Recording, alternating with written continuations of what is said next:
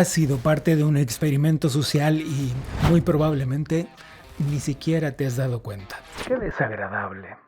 El arte y la cultura que consumimos no son tan imparciales como creemos. Lo que parece ser entretenimiento inocente, esa canción que tarareas o la película que disfrutas con tu familia, puede esconder objetivos políticos de gran alcance. A lo largo de la historia, la cultura ha sido empleada estratégicamente para influir en ideologías, consolidar políticas y muchas veces legitimar regímenes. Texas, welcome to the next President of the United States, Vice President Kamala Harris. This rally, this surprise impromptu support rally for Hillary Rodham Clinton. Aquí hay mucha paz y un pueblo muy alegre. Es mentira que Nicolás Maduro es un dictador. Es mentira que Edmundo González ganó las elecciones. Suficiente. Es verdad que cantantes y actores tienen también su corazoncito y su derecho a expresarse como ciudadanos. Pero hay límites, digo yo. Y cuando se cruza ese límite, es cuando podemos comenzar a desconfiar. ¿Cuál es el límite? Bueno, sin duda lo descubrirás. Para comprender este fenómeno en su contexto actual, es necesario retroceder hasta principios del siglo XX, cuando el arte y el entretenimiento comenzaron a funcionar como herramientas de persuasión ideológica. Ya sé que suena a teoría de la conspiración, pero espera y lo descubrirás. Después de la Primera Guerra Mundial y posteriormente durante la Segunda y la Guerra Fría, tanto la Unión Soviética como Estados Unidos recurrieron al cine y la música e incluso al arte abstracto para difundir sus ideas y fortalecer su influencia a nivel global. En ese contexto, el arte trascendía la mera expresión creativa y se convertía en un campo de batalla de la guerra cultural. Durante esos años, Hollywood, Berlín y Moscú se consolidaron como centros neurálgicos de propaganda, así como lo oíste, propaganda.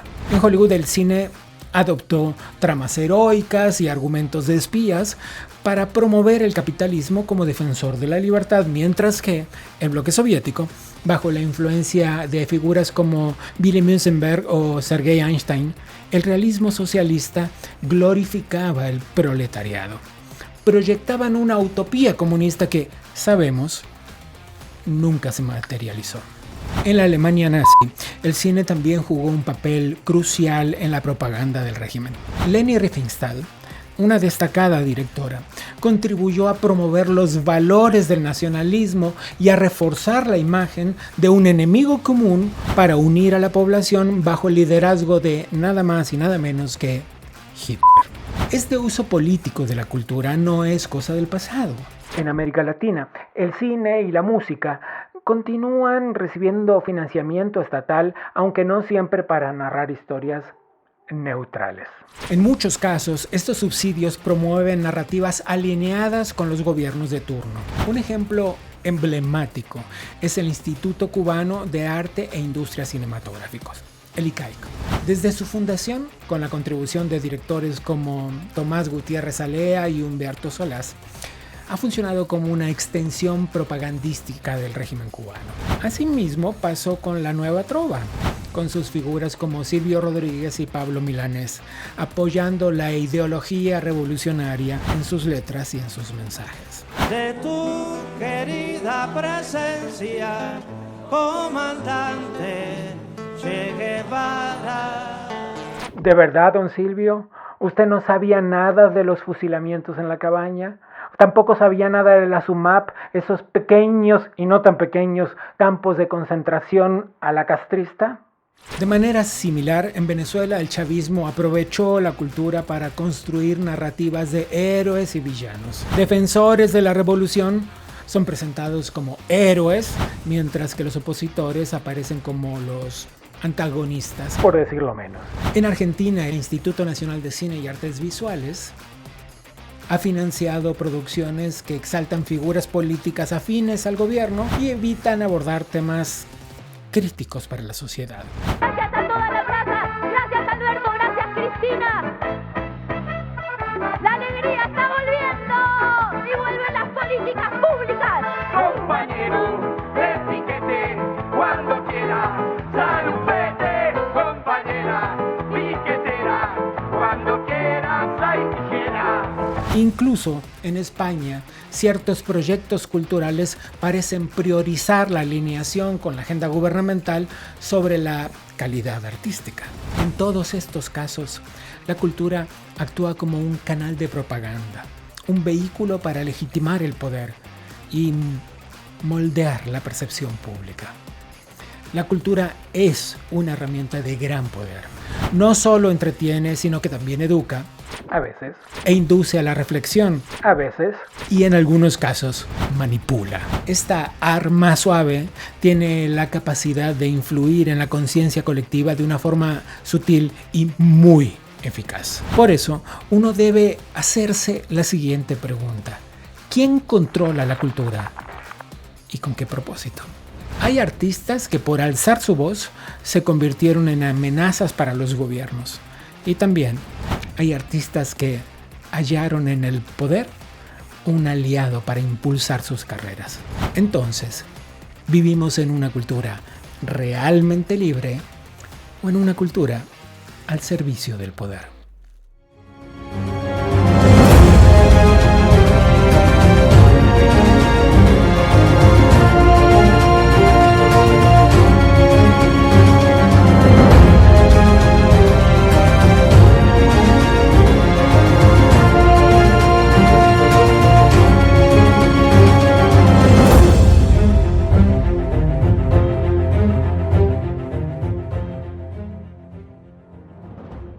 Hay gente que se pregunta qué tan importante puede ser lo que digan los demás, casi como si se tratara de un chimento y como si los relatos fueran solo eso, cuentos. Pero en realidad, a lo largo de este programa van a comprender de manera cabal cómo la forma en que se cuentan las historias, quiénes participan de esa narración y cómo se subvencionan, son clave en el desarrollo de las humanidades. Es un tema súper interesante, porque usualmente siempre que alguien habla de una teoría de la conspiración, pone en la bolsa la idea de que todos son cuentos. Y no todos son cuentos. Les voy a mostrar, tengo por aquí un libro que estoy leyendo ahora, por cierto. Este libro de Yuval Noah Harari que se llama Nexus y que es una breve historia de las redes de información desde la edad de piedra hasta la inteligencia artificial.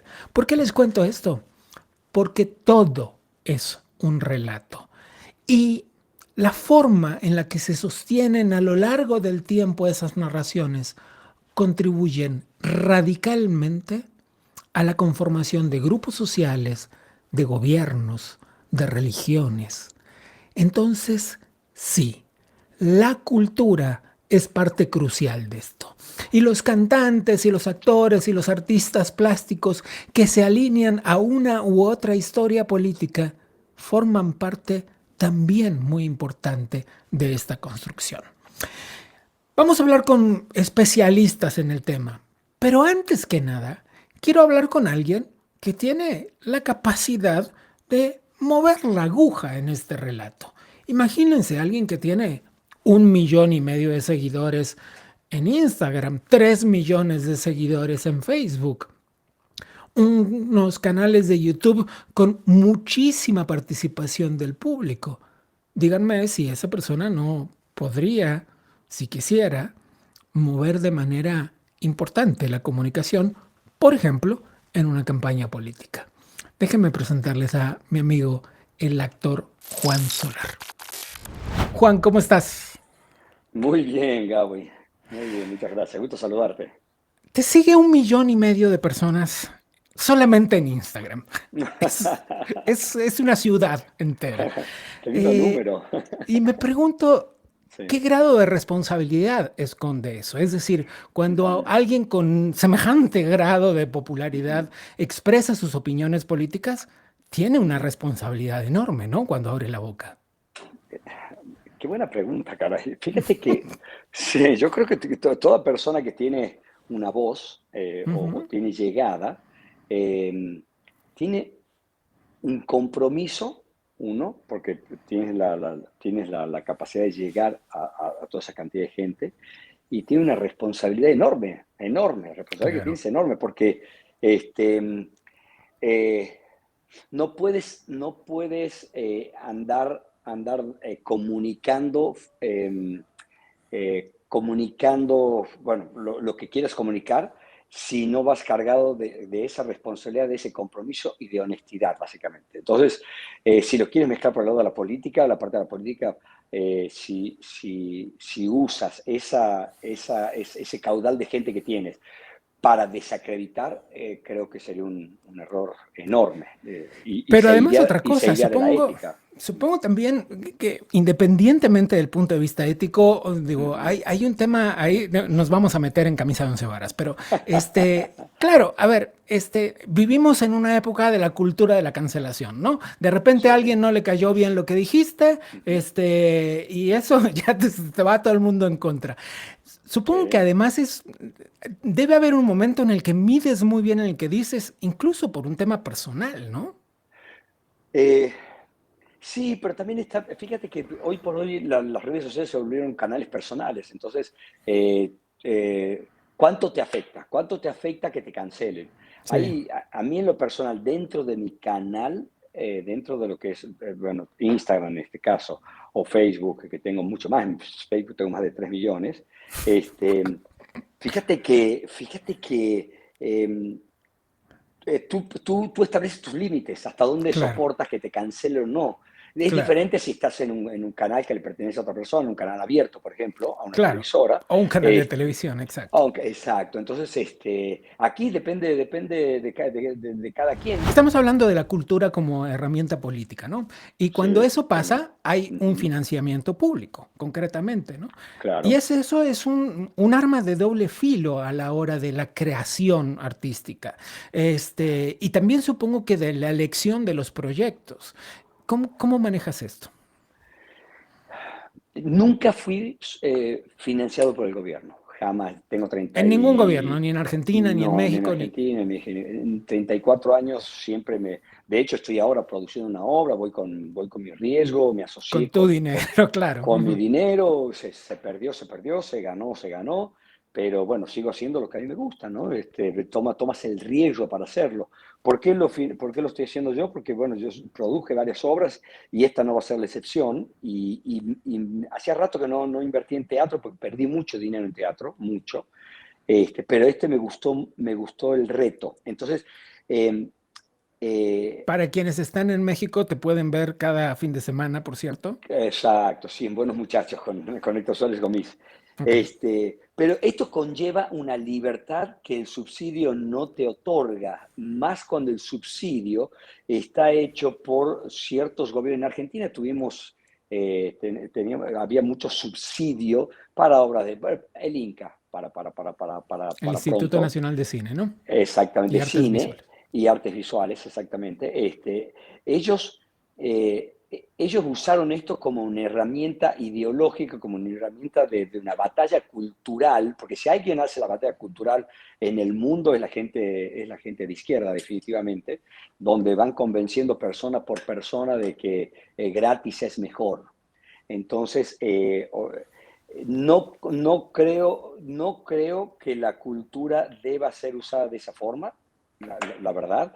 Eh, yo estoy muy al pendiente de lo que pasa en Argentina. Me da muy para abajo ver gente como, no sé, como Nancy Duplá o como el marido Pablo Echarri, usando ese caudal también de gente en la que ellos influían para sus intereses personales y los de su casta, ¿no? Los de su partido. Entonces, eh, creo que hay que tener mucho cuidado. Y la subvención del Estado, yo creo que la cultura debe ser muy apoyada por el gobierno, sí creo eso, pero también tiene que, es lo que decías en un principio, sí es una herramienta de doble filo. O sea, el gobierno sí debe poner dinero, ¿crees? No, no creo que deba poner dinero. Yo creo que tiene que haber foros de expresión y foros foros o instituciones donde Ujú. se pueda valorar el costo-beneficio. Todo tiene un costo y un beneficio, Claro. definitivamente. Porque si tú le vas a dar a productora, directores, dinero para que hagan un proyecto, ese dinero se lo está quitando a otra persona, definitivamente, porque la gente que paga impuestos lo están sacando de ahí. En Argentina, mientras la salud y la educación se iban al bote de basura, por las condiciones a las que llevaban, uno se preguntaba si era también necesario, indispensable, esas inversiones en presupuestos Exacto. monumentales para películas que veían 20 personas, y no estoy Tal exagerando. cual. No, estoy muy al tanto de eso. Películas que no iban a ver ni la familia del director, por Dios, de los Sí, actores. sí. Fíjate que lo que pasa es que también las condiciones de un país también hablan muy claramente de cómo se debe distribuir por el momento por el que está transitando ese país. Argentina, por ejemplo. Argentina, que yo hago un paralelismo con el ave fénix, porque está resucitando de sus cenizas. Sé que vamos a volver mucho más fuertes, mucho más honestos, mucho más claros, porque tenemos un presidente espectacular. Javier Milei está haciendo un trabajo increíble. Bueno, hay un formato que es la pirámide de Maslow, que es un psicólogo norteamericano, allá por los años 50, si no me equivoco, si no me falla la memoria en este momento, 50. Él desarrolló una pirámide que decía que las sociedades se adaptan a esa pirámide, donde la base más grande la ocupa la gente que con necesidades fisiológicas, ¿no? Más o menos como él lo decía, es fisiológicas. Alimentarse y vámonos, es la supervivencia, ¿no? Después venía el segundo estrato, que era la seguridad. Luego venía un tercer estrato, que eran todo lo que son las relaciones, las interrelaciones, la parte social, ¿no? Y luego venía otro estrato que ya es donde ya cuando la sociedad ya está en condiciones de empezar a buscar por parte de los ciudadanos el reconocimiento por su arte, por su desempeño, profesionalismo, Y la parte más elevada de la pirámide, que es la que accede muy poca gente, que habla de la autorrealización de las personas. Entonces, si Argentina viene hoy por hoy con más del 50% de su gente que está en pobreza total, tú tienes 7 de cada niños que no comen, que están bajo la línea de la pobreza. Creo que hoy por hoy hablar de que no, hay que apoyar a la cultura, hay que llevar el dinero a la cultura, ¿verdad? Se me hace hasta tilingo. Si lo conoces al término, ¿verdad? Tilingo es que, a ver, déjame traducción simultánea, frívolo, Frívolo, completamente Exacto. frívolo, superficial. ¿Por qué? Porque hoy por hoy las discusiones son mucho más profundas. Disculparán ustedes la falta de presión en esta entrevista, pero es mi amigo, el actorazo Alfonso Lora. Gracias. Te agradezco muchísimo, querido Gabo. Un beso enorme. Y gracias a tu público.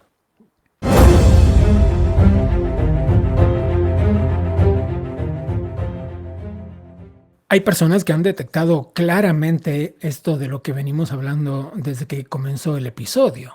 Es decir, sí importa cómo se cuentan las cosas y sí importa la forma en la que esas narraciones son manejadas muchas veces directamente desde las cúpulas del poder. Y no como se cree ingenuamente muchas otras veces, que es al revés, que es el arte el que mueve la aguja de los gobiernos. De ninguna manera. Vamos a hablar entonces, para entrar en este tema, con el politólogo peruano Miklos Lucas. Miklos, gracias por tomar esta conversación. Muchísimas gracias por la invitación. ¿Es la cultura utilizada por los gobiernos como una herramienta política? Bueno, ciertamente, ¿no? Esto hace eco al trabajo de grandes filósofos de la historia, particularmente Gramsci, que es hipercitado e hiperreferenciado. Sí. Pero sí, Gramsci entendió claramente la relación entre cultura y política, ¿no? También podemos hablar de algunos exponentes de la Escuela de Frankfurt. Herbert Marcuse también entendió de manera muy profunda el impacto de la cultura sobre la política, y dentro de los posmodernistas probablemente el que mejor haya trabajado este tema ha sido dos posmodernistas franceses, principalmente Michel Foucault y Jacques Derrida, que, ¿no?, a través de de la hermenéutica, una rama que parecería completamente disociada de lo que estamos viendo, pero a través Sí. de la interpretación de textos, ¿no? Llamar a deconstruir la verdad y que cada persona llegue a su propia verdad. Es decir, la cultura ha sido utilizada, pero ha sido utilizada de una manera disolvente, es decir, se han disuelto los valores, las tradiciones, las normas, las costumbres, las religiones, las creencias, los hábitos de las personas, se han ido licuando, ¿no? Mediante esta agenda progresista, y hoy lo que tienes es el imperio del relativismo, es decir, donde todo es verdad, todo es falso, todo es bello, todo es feo, es decir, la gente no tiene ningún compás moral, ningún compás axiológico, no sabe cómo valorar las cosas, y eso es lo que nos tiene ahora en este estado, ¿no? De profunda confusión. Es impresionante como para cualquiera un poco desprevenido que les pongas a Gramsci sobre la mesa o a Derrida o a Foucault, le sonaría como un poco traído de los pelos, pero es claramente esto que decías, cómo tomaron esas ideas para construir esta posrealidad, digamos. Quiero enfocarme contigo en un par de cosas y es un hecho utilizado por quienes utilizan la cultura como una herramienta política que está asociado a la idea de la superioridad moral. Ujú. Bueno, ¿qué te puedo decir? O sea, creo que hay culturas que son moralmente superiores a otras. Esto hoy Ujú. es un crimen decirlo, pero es una realidad fácilmente verificable, ¿no? Hay culturas que ofrecían niños a los dioses, y hay culturas que desarrollaron un sentido estético y una organización política y un sistema económico largamente y verificablemente superior a otros sistemas. Pienso en China, por ejemplo, en la China milenaria, ¿no? Ujú. Mientras el resto del mundo todavía seguía caminando con taparrabos, los chinos ya tenían una civilización desarrollada con un sistema de gobierno Es meritocrático, muy ¿no? políticamente incorrecto lo que estás diciendo. Me importa un pepino, es que básicamente si nos llaman para estos programas es para decir la verdad, pero sí, hay culturas superiores, y hay culturas superiores porque sus fundamentos morales, su compás moral es superior.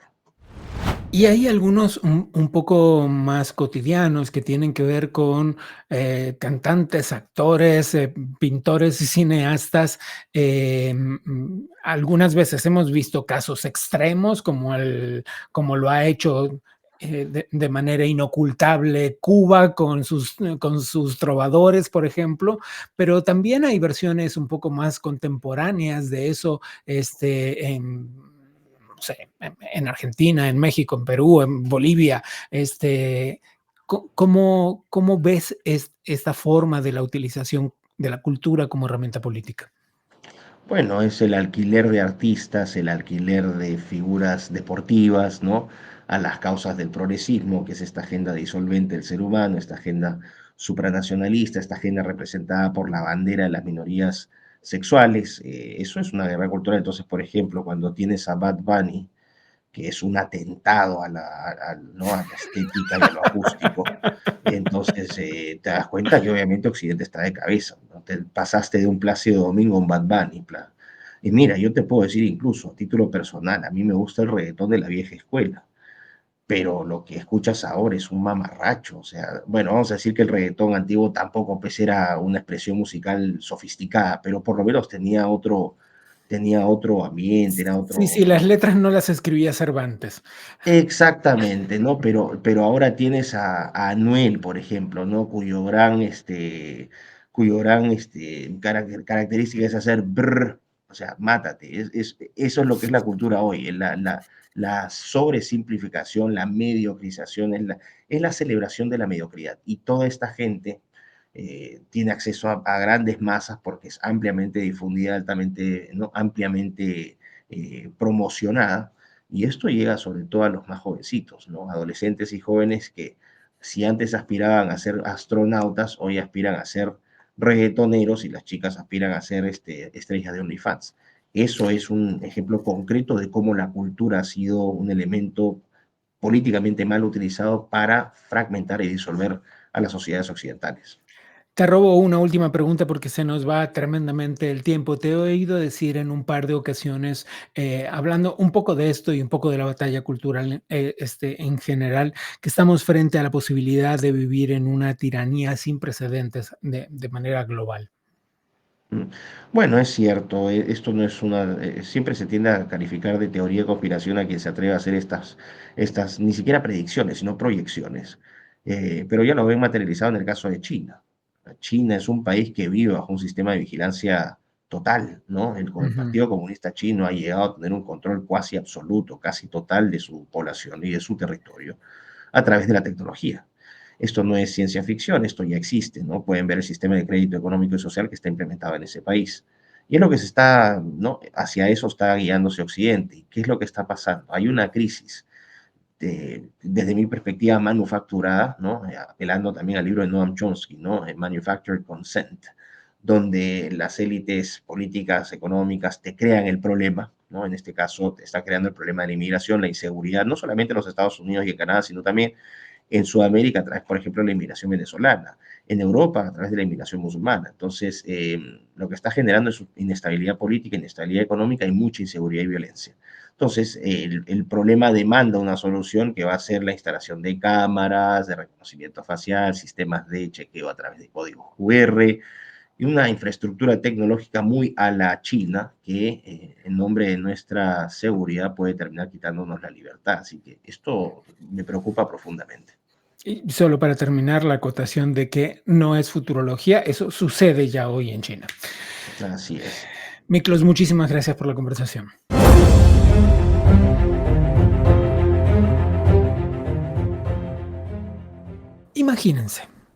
Imagínense la capacidad de creación que tienen los relatos, que hay quienes dicen, como en el libro que les mostré hace un rato, que Jesucristo era un rabino más, un predicador más, que tenía unos cuantos seguidores y que no fue hasta después de su muerte cuando la explosión de su historia contribuyó de manera radical a la construcción, al nacimiento del cristianismo. Si ese es un estándar que podemos tomar de Jesucristo para abajo, cualquier mortal podría ejecutar un plan similar. Entonces, piensen en alguien que es conocido mundialmente. Piensen en una persona que es contada por el imaginario popular como un héroe que lucha contra las injusticias. Piensen en alguien que es capaz de alcanzar esos niveles de reconocimiento mundial desde una isla más o menos pequeña. Piensen en Fidel Castro. Y si no me creen, busquen por ahí, busquen en Google.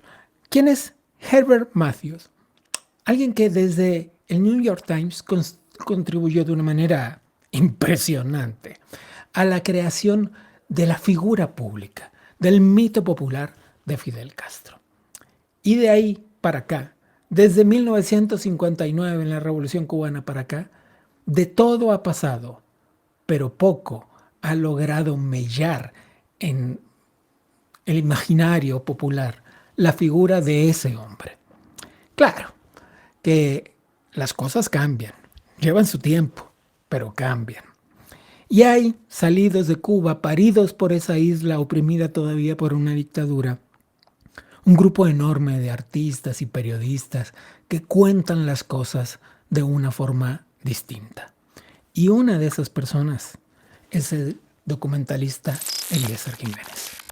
Eliezer, si alguien sabe de la cultura como herramienta de propaganda política, son los cubanos, porque vaya que la trova ha hecho su trabajo y el cine también. Bueno, no solo la trova, yo creo que en Cuba, desde que uno empieza en la primaria, los libros de textos están en función de la propaganda. Luego la televisión está constantemente en función de la propaganda. Y bueno, el cine, que es como el medio, digamos que en una época llegó a más personas, ahora es la internet, pero el cine era el medio más importante de otra época, también estaba completamente en función de la propaganda política. Eso sucedía hacia adentro. Ahora, ¿cómo se exportó, digamos, esta idea del socialismo desde Cuba a través de la nueva trova? y a través del noticiero ICAI latinoamericano y del nuevo cine latinoamericano que sale desde Cuba. Entonces, sí, hay... Y esto no es privativo de Cuba ni de América Latina. Esto viene de la Unión Soviética, viene de China, viene de los países que ocupó la Unión Soviética en Europa del Este después de la Segunda Guerra Mundial.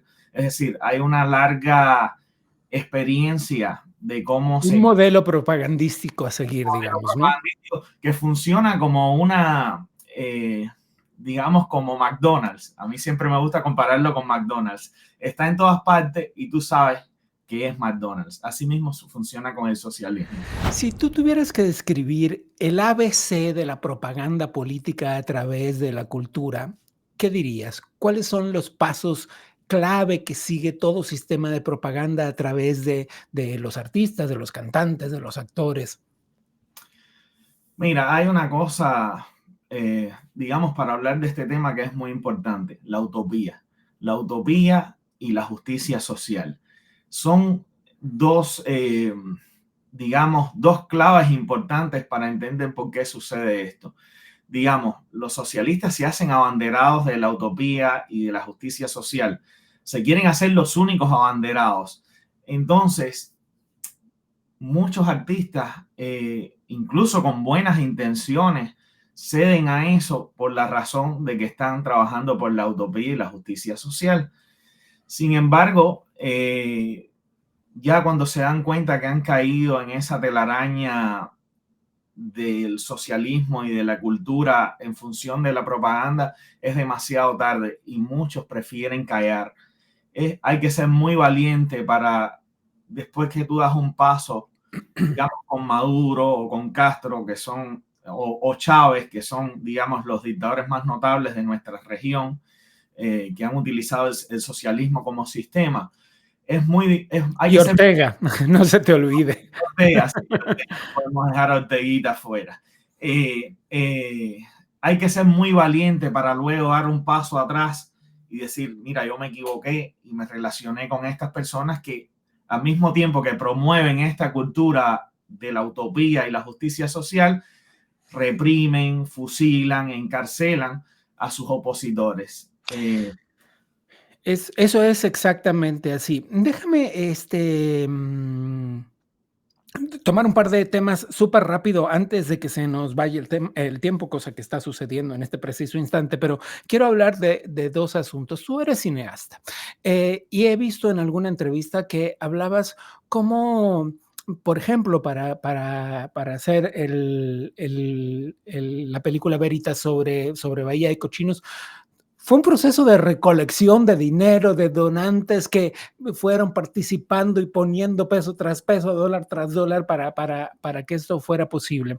Sin embargo, cuando se trata de contar una historia oficial, por ponerlo de esta forma, el dinero parece no ser un problema, ¿no? Lo estábamos viendo hace poco en la revisión del sistema de subsidios del Instituto de Cine Argentino, donde se repartía mucho dinero para, en algunos casos, películas que veían decenas de personas y nada más, ¿no?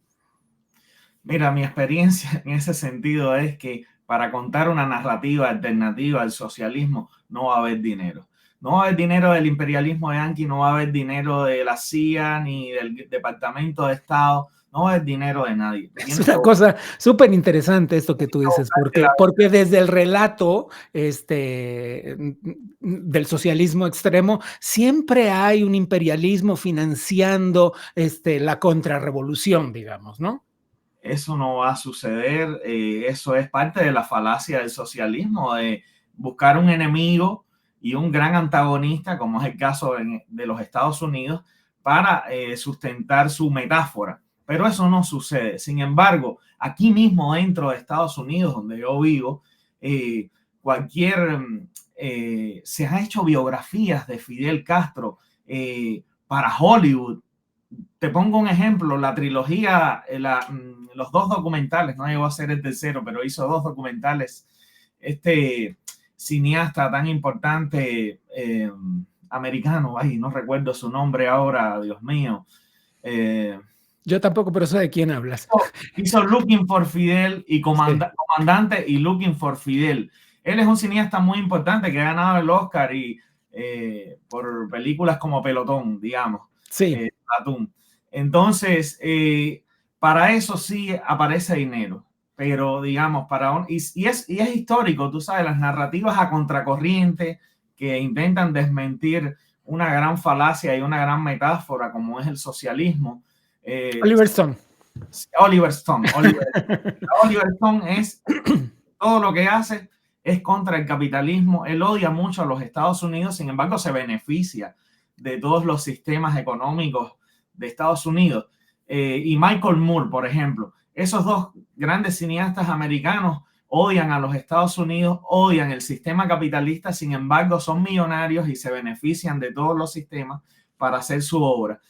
Para hacer una obra alternativa, una obra que vaya contracorriente y que hable de manera diferente de la experiencia del socialismo real, es muy difícil encontrar dinero. Muchísimas gracias, Eliezer. Muy buen día, muchas gracias a ustedes.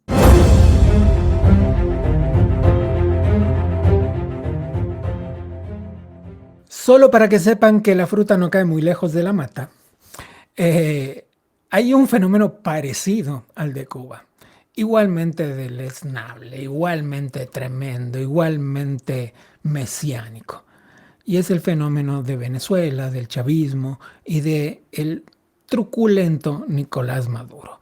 Así es que hablemos de Venezuela, pues, con alguien que sabe mucho del asunto, con Daniel Di Martino.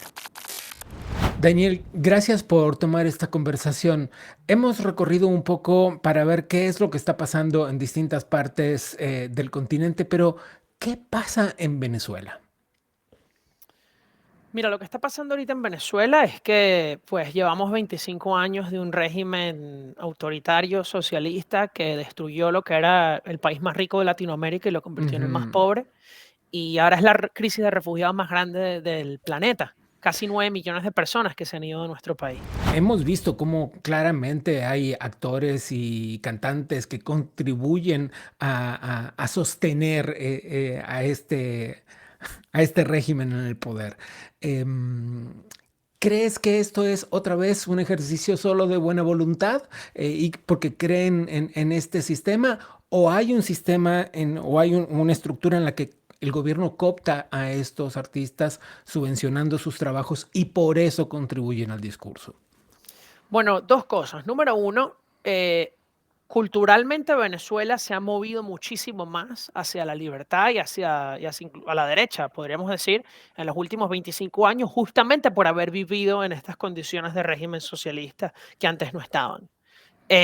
Pero también es verdad que el régimen 100% le paga a artistas a nivel mundial para tratar de apoyarlos. Te doy varios ejemplos. Todas las veces que Kevin Spacey fue a Venezuela, el actor americano, todas las veces que Michael Moore, el director americano también, el documentalista, fue a Venezuela y apoyó a Chávez, todas las veces que otros cantantes americanos, Calle 13, de venezolanos chavistas, o sea, toda esta gente paga, Michelo, el argentino TikToker que va para allá, les pagan para tratar de influenciar la cultura, lo que pasa es que no lo logran porque los venezolanos no los quieren. De hecho, lo que ha pasado en Venezuela es que muchísima, la gente añora, mejor dicho, lo que era antes Venezuela. No sé si sabes que una de las canciones más populares de Venezuela de todo el año ha sido Caracas en el 2000, que más bien es añorando como era Venezuela en el año 2000, se te paran los pelos. Hay canciones como de la banda venezolana Los Mesoneros, no sé si la conoces, se llama Exprópiese, que es lo que hacía bueno, Hugo claro, Chávez. la famosa frase de Chávez, claro. Y de hecho es una canción como que tú puedes hacerme lo que quieras en contra de mi voluntad. O sea, es más bien una crítica y al mismo tiempo habla del amor. Hay muchas canciones y hay muchas cosas populares así que entonces el socialismo de hecho falló en cambiar la cultura a su favor y lo que hizo fue cambiar la cultura en su contra. Estás hablando de cómo la cultura está funcionando como una especie de subversión contra el régimen, de cómo está funcionando como una especie de contrarrevolución, digamos. Sí, y creo que eso es lo que pasa en casi todos los regímenes autoritarios, que la gente utiliza expresiones culturales pues para rebelarse contra el régimen, sea el arte o la música o cosas así. Y eso pasó en Alemania Oriental, en los países de Europa del Este. Seguro pasa en Corea del Norte, pero no nos enteramos porque está todo cerrado, pasa en China. Entonces, creo que eso es lo que pasa en las sociedades autoritarias en general.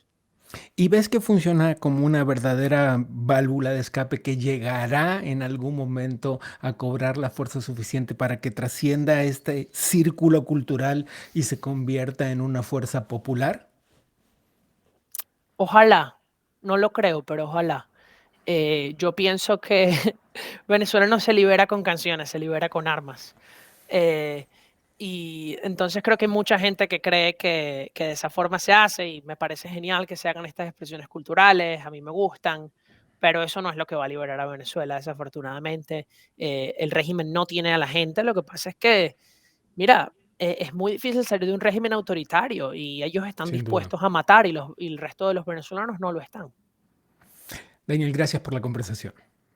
A ti.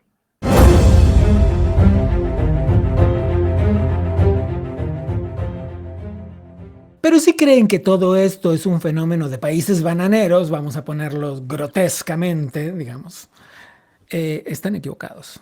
Muy equivocados. No solo porque desde el principio del programa le contamos cómo potencias mundiales, Rusia, Alemania, Estados Unidos, han utilizado estas técnicas desde tiempos que se remontan, pues, al siglo pasado. No, no solo eso. También hay países que desde la modernidad ejercen más o menos los mismos fenómenos. ¿Saben qué está pasando en España? Está pasando que la gente está comenzando a enfrentarse entre sí justamente porque estos fenómenos de comunicación y de choque cultural están resultando en grandísimas inconformidades. Hablemos con el influencer cubano que vive en España, Carlito Madrid. Como siempre es un gusto saludarte, Carlito. Esta vez es sobre un tema complejo, sobre la cultura como herramienta política y todas las aristas que esto tiene. Pues la cultura como herramienta política es un tema interesante porque puede ser usada para el bien y para el mal. Por ejemplo, acaba de ser presentado un documental en Madrid, en el Cine Capitol, sobre una película sobre Patria y Vida, que es la canción que se popularizó, que obtuvo premios Grammy y que fue el himno de las protestas del 11 de julio de 2021 en Cuba. Ahí Así tenemos es. una muestra de cómo una parte de la cultura, en este caso la música, y ahora convertido en película, apoya las libertades, el pueblo se apropia de esa cultura, de esa herramienta para exigir sus derechos. Pero luego, en el mismo Cuba, tenemos ejemplos de cómo la cultura ha servido para silenciar, para oprimir, desde la censura hasta directamente el encarcelamiento de artistas, como hoy mismo hay en Cuba artistas encerrados por hacer arte, que es algo loquísimo. Pero en Cuba tenemos a Michael Castillo y a Luis Manuel Otero Alcántara, que son dos artistas, un rapero el primero y un segundo artista plástico, que han sido silenciados. Y eso es una muestra de cómo la cultura se puede, en este caso, anular para evitar que la gente conozca sus derechos y se exprese. Ahora, ¿es una característica utilizar la cultura como herramienta política de determinada ideología? Yo creo que sí, yo creo que es una característica y si me preguntaras quién la prefiere, yo creo que la izquierda. La izquierda además se arroga una especie de superioridad cultural y moral y desde aquí siempre tiende a utilizar la cultura. Digamos que los libertarios son un poco más pues, libertarios y dejan que la cultura vaya a su ritmo. Si te fijas un poco, vas a notar ministerios de cultura en países donde precisamente la izquierda es la que tiene el poder o está muy cerca de tenerlo. Por ejemplo, Cuba, por ejemplo, España, que es un desastre ahora mismo. En cambio, en los países más libertarios, la cultura es más libre. En el caso de Cuba, volvemos otra vez, o en el caso de España, podemos citarlo también. Sí, la cultura se usa como herramienta incluso de control. Se censuran voces discordantes, se censuran voces libres y se promueve, ya no es que se censuren y se deje la cultura libre, no es que además se promueve, se pone en las tarimas a voces que actúan de cadena de transmisión de los propios gobiernos, de las propias políticas de izquierda. Ahora, digo, solo caricaturizando un poco el espectro político, permíteme hablar de la izquierda y la derecha como si no hubiera matices en el centro. No, ¿no te parece que no solo los ministerios de cultura no están solamente en los gobiernos de izquierda? Digo, hay otro espectro político que también tiene ministerios de cultura. Quizás la diferencia, y ahí sí coincido contigo, está en la cantidad de presupuesto que se destina a eso. Sí, a ver, no solo creo que la diferencia esté en la cantidad de presupuesto, sino O lo que se en la exige a cambio. exacto, en la intención con la que se tiene un Ministerio de Cultura y en el pago a cambio de ese Ministerio de Cultura. Si el Ministerio de Cultura es para, oye, promover la cultura nacional, y hablemos de cultura nacional que puede ser desde platos de comida típicos hasta forma de vestir o música y cine, si es para eso, para exaltar esa cultura nacional, oye, bienvenido sea el Ministerio de Cultura. Pero si es para crear chiringuitos, implantar políticas, crear una especie de guerra ideológica desde la cultura, que es lo que normalmente se hace, generar una batalla cultural donde la izquierda y su arrogancia es la que prevalece, oye, nefasto ahí el Ministerio de Cultura, y por desgracia siempre termina pasando eso. Pero fíjate, hay algo curioso también que me llama mucho la atención. Cuando la derecha gobierna heredando ministerios de cultura de la izquierda, por algún motivo no los quita. Y por algún motivo, salvo excepciones como Argentina ahora mismo, que ha hecho un trabajo magnífico al respecto, lo que hace es prolongar esas políticas de esos ministerios de cultura, de esas instituciones culturales, y ni siquiera prolongarlas en favor de la libertad. Las deja ahí como algún alimento residual para esa izquierda que termina fortaleciéndose otra vez de ese ministerio y volviendo a llegar al poder. ¿Cuáles son los ejemplos alrededor del mundo, independientemente de Argentina y de Cuba, que son cosas que tenemos como muy presentes? ¿Cuáles son los ejemplos que en este momento te merecen, que deben ser, a los que debemos prestarle atención alrededor del mundo? España creo que es el ejemplo cúspide ahora mismo alrededor del mundo de cómo desde la cultura se puede atacar la libertad. En España se está atacando desde las tradiciones, hablemos de tradiciones que te podrán gustar más o menos, pero que son tradiciones arraigadas en la cultura española como las corridas de toro. En España se está atacando fuertemente las tradiciones españolas, desde las corridas de toro hasta propias comidas típicas de España, en favor de culturas foráneas, culturas que no tienen nada que ver con España, pero que están llegando por intenciones políticas y están destrozando el ecosistema. En España, desde la escuela. ¿Cómo que, digo, hablas de la comida incluso? ¿Por qué? Cuéntanos un poco más. O sí, el cerdo ibérico, por ejemplo, el jamón ibérico, el cerdo ibérico es parte es el plato, el jamón, el plato tradicional de España, y se está atacando. ¿Por qué? Porque hay cultura, podemos ver vídeos ahora mismo en internet, hay culturas, y me refiero a culturas que vienen del Medio Oriente, por ejemplo, que para ellos el cerdo no es un alimento, ni siquiera pueden tocarlo. Y claro, se está atacando al cerdo ibérico en España por mantener culturas foráneas. Entonces, eso es un matiz de cómo desde la cultura se crean herramientas políticas para desbaratar una sociedad. Pero si te vas, por ejemplo, al cine español, vamos a ver cómo se promueven directores de cine que no los ve nadie, películas que no las ve nadie, en detrimento de la libertad, y actores y actrices y directores libres que proponen otro tipo de materiales. En la televisión vemos lo mismo, como el gobierno actual destina ingentes cantidades de dinero, millones de euros, a la televisión pública que responde al gobierno, a radios que responden al gobierno. En cambio, lo que de verdad debería representar a todos los españoles, que es un colectivo muy diverso, que es la libertad de opinión, es censurado y marginado en todas las televisiones. España creo que ahora mismo debería estar siendo mirada con lupa, porque en España está ocurriendo este fenómeno de la cultura como herramienta política, pero a lo bestia, de una forma brutal. ¿Y te parece que es un fenómeno que se extiende? Me parece que es un fenómeno que se extendió durante mucho tiempo, pero si me tocaría ahora mismo apostar por la expansión, diría que está en desaceleración, que se sigue extendiendo, pero ya un poco más lento, porque estamos viendo reacciones, por ejemplo, como las que están habiendo en el norte de Inglaterra, donde la gente está saliendo a decir, no, esta es mi cultura y no quiero que me la toquen. Estamos viendo reacciones como en algunas zonas de Francia, donde la gente está saliendo a decir, no, espérate, yo soy francés y esto hay que respetarlo aquí.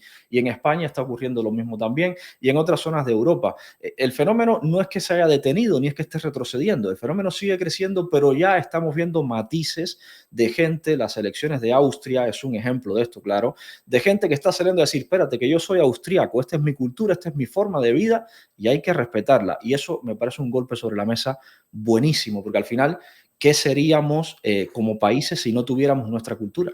Es una cosa extraña, tenemos que terminar, pero es una cosa extraña cómo a veces en defensa de la diversidad se atenta contra ella. Es Carlita Madrid. Gracias.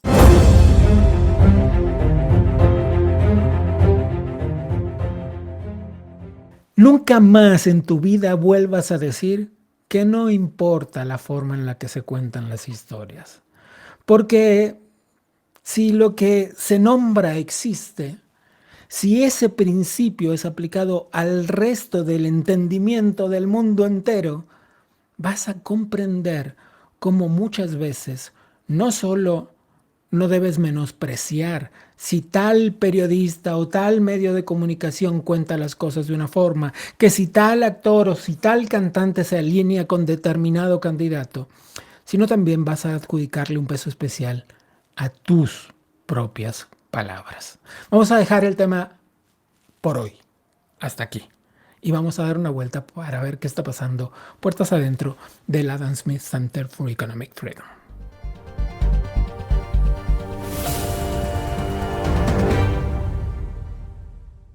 En un mundo lleno de incertidumbre y volatilidad, hay cosas que tenemos claras. Los líderes de hoy se enfrentarán a crisis, y no solo a una, varias.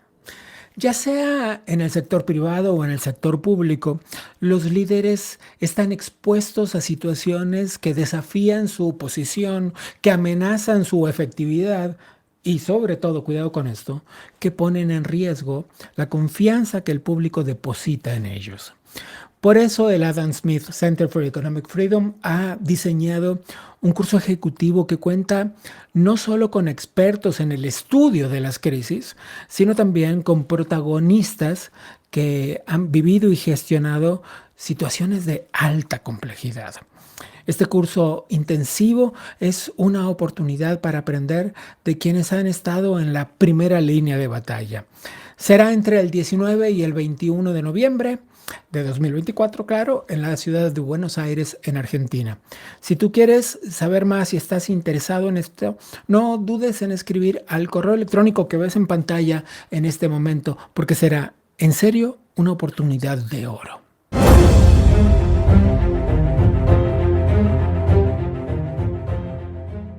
¿Puedes creer que se me pasó el programa completo sin decirte que le des clic a la campanita, que te suscribas al canal, que nos dejes un like, pero sobre todo, que nos dejes un comentario? Queremos saber qué opinas de esto. ¿Cómo es en el país en el que tú vives?